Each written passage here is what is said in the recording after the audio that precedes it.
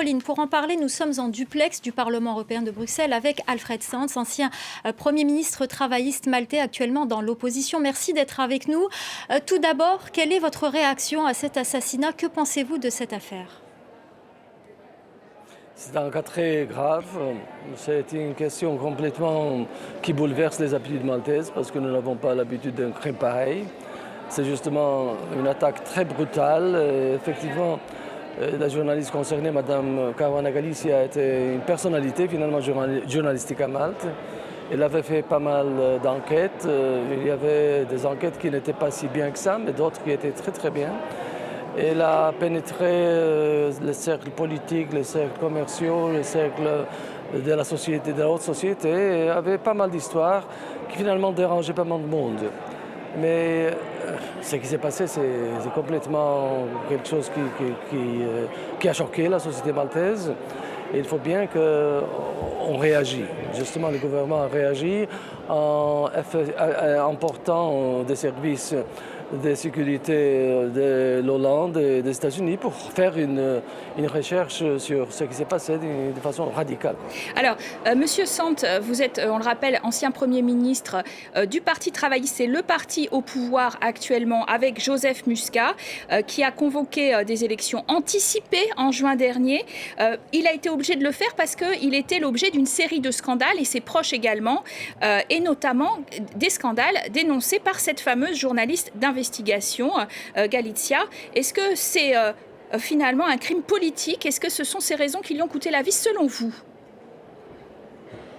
Ça pourrait être un crime politique, ça pourrait être un crime commercial si vous voulez, parce que finalement elle était en train de faire des recherches sur de la drogue, quelque chose qui a de la traite humaine. Et ça pourrait être également une sorte de crime de revanche. Donc toutes les options ne sont pas exclues. Ce qui s'est passé au cours de cette année-ci, c'est qu'elle avait fait certaines allégations concernant la femme du Premier ministre.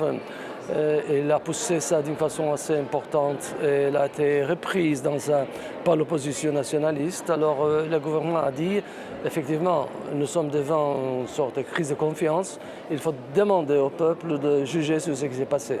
Et c'est pour ça qu'il y avait les élections anticipées de juin dernier, qui ont été gagnées d'une façon assez forte par le gouvernement actuel. Alors, Monsieur Sant, qu'est-ce que la journaliste blogueuse représentait pour les Maltais? Vous l'avez dit, elle a fait beaucoup d'enquêtes. Certaines étaient moins bonnes que d'autres. Vous l'avez dit il y a quelques instants. Elle était sans filtre quand elle s'attaquait aux politiques. Qu'est-ce qu'elle représentait? Elle représentait une personne qui avait pas mal d'intérêts légitimes dans ce qu'elle faisait. Elle le faisait avec brio, avec une certaine panache, si vous voulez. Elle ne comptait pas ses mots, mais maintenant, par exemple, elle était en train d'attaquer l'actuel chef de l'opposition, qui était, à mon avis, de son parti. D'une façon assez brutale aussi, elle l'attaquait. Et justement, alors, elle faisait pas mal d'ennemis, mais on a besoin de personnes qui font ça dans la société. C'est absolument incroyable qu'une personne comme elle a finalement dû subir ce crime. Et justement, toute la société maltaise est unie sur le but de trouver ce qui a fait ce crime finalement. Alors, Malte, c'est une économie prospère, basée sur le secteur bancaire, faible fiscalité, on l'a dit, avec des casinos qui sont accusés de blanchir l'argent de la mafia italienne. C'est vrai que pour un pays de l'Union européenne qui a adhéré il y a 13 ans donc à l'Union européenne et qui détenait la présidence tournante les 6 premiers mois de l'année, un assassinat à la voiture piégée, ça ressemble, vous l'avez mentionné, à une piste mafieuse. Si, ça pourrait être une piste mafieuse qui est responsable pour ces crimes, mais le blanchissement de l'argent, ça se passe de partout, en Suisse, à Paris, n'importe où. Donc c'est pas Malte qui est uniquement en raison du blanchissement de l'argent.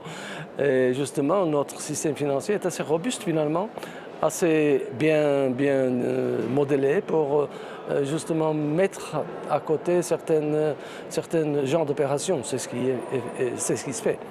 Mais franchement, pour moi, c'est allé un peu trop vite pour dire que ce crime-ci est lié à une opération de blanchissement d'argent. absolument trop tôt pour dire ça. Et ça sera le mot de la fin. Merci beaucoup Alfred Sant, ancien Premier ministre maltais. Merci d'avoir répondu à nos questions. C'est également la fin de cette heure d'information. Restez avec nous dans quelques instants, la suite avec Pierrick Laurent.